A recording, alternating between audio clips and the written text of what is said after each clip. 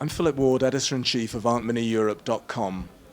Will technology replace radiologists? Artificial intelligence is gathering pace, technology is moving forward. This was the topic of this morning's session, Professional Challenges session. I'm very pleased to have the chair of that session, Professor Lluís Donoso from Barcelona, immediate past president of ECR. Very pleased to welcome you here. Thank you for joining us, Lluís. Thank you very much. Could you, first of all, just tell us what happened at this morning's session for those people who missed it? What were the surprises and highlights? Well, the session was about new technologies that maybe could replace our role in as radiologists in the future on the clinical arena.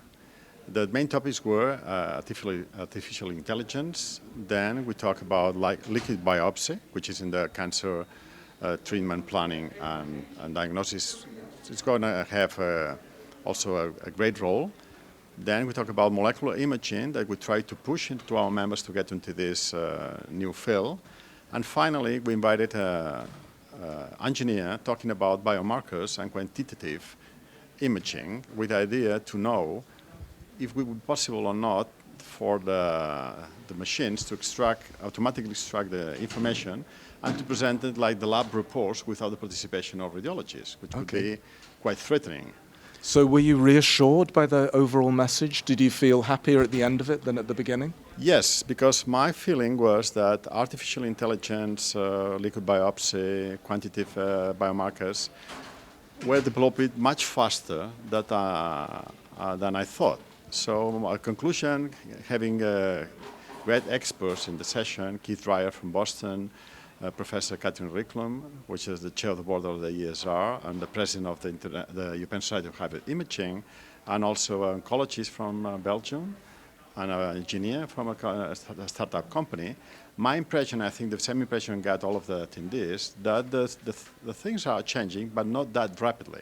Okay. So the problem for us would be if we keep just expecting for the changes to be made by others, but we still have the chance and we can have the lead in embracing and collaborating with these changes in the near future. Yeah. Now, early morning sessions tend to be not so well attended. People have other things. They're traveling to Vienna. What was the attendance like? Well, again, this was a real surprise because we had more than 200. I just roughly, we had about 250 people attending, which is quite a success. As you said, the first session, first morning, people coming and registering at the ECR. Okay. Now, in Barcelona, in your own department, how do you approach the subject? How do you is this something you've looked at very closely, artificial intelligence and other related aspects? Sure. We started a project with our GPs, our referring physicians, to use clinical decision support 2 years ago, which was very successful. It's a kind of artificial intelligence application. Now we have several programs, some of them to extract information from the CT scans in the stroke patients in order to standardize and to better have the diagnosis for these patients in the beginning. And we have other programs in terms of biomarkers. And so we are working in everything that was expressed this morning, even with liquid biopsy, which is changing the way that we approach, from imaging point of view, the planning, treatment, and monitoring the patients with cancer. Excellent. But as I said, it's a step by step and project by project. It's not, I don't expect a huge and disrupting appearance of these technologies from one day to another. Yeah. So we still have maybe not too much years, maybe 5 years. Now for general radiologists who are watching this video who maybe feel a little threatened, a little uneasy about the future, what would your message be for them on how they can protect themselves, on how they can enhance their role?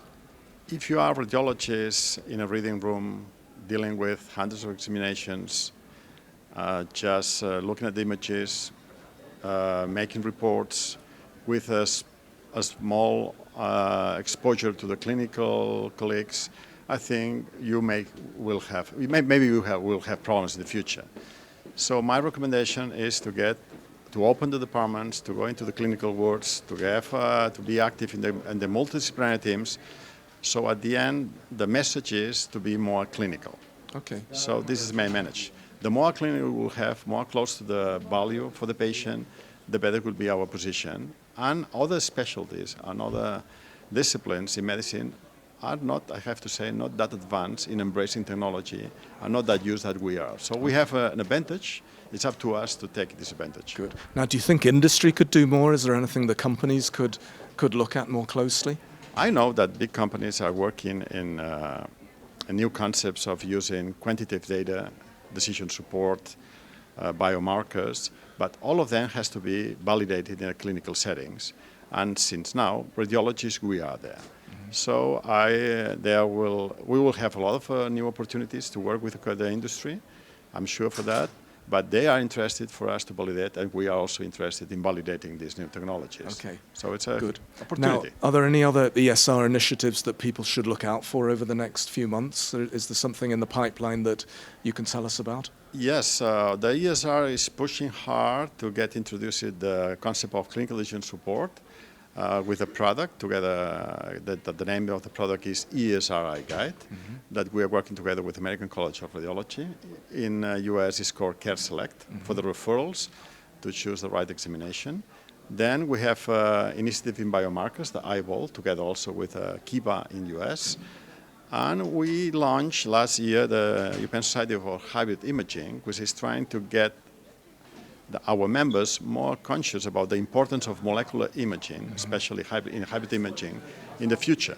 This society is starting now, and it's going to be a lot of resources of the society allocated to this initiative, courses, education, online e-learning materials. So we will push hard to get our members aware of the importance of molecular imaging. Yeah. Well, lots on your plate. We wish you every success with your initiatives, and thank you very much for joining us. My pleasure. This is Philip Ward from Aunt Mini Europe signing off.